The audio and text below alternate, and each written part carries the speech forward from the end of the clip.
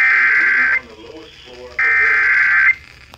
A severe thunderstorm warning remains in effect until 9:15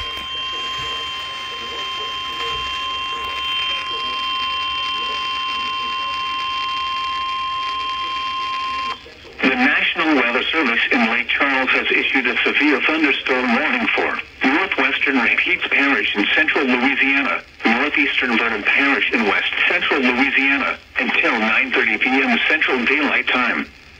At 9:01 p.m. Central Daylight Time, a severe thunderstorm was located near Hutton, or 14 miles north of Slagle, moving east at 20 miles per hour. Hazard, 60 miles per hour wind gusts and quarter-size hail. Source, radar indicated. Impact, hail damage to vehicles is expected. Expect wind damage to roofs, siding, and trees. Locations impacted include Lena, Hutton, Clifton, Flatwoods, Kirkwood, and Simpson. This includes Interstate 49 between mile markers 107 and 109. For your protection, move to an interior room on the lowest floor of a building. You are close enough to be struck by lightning.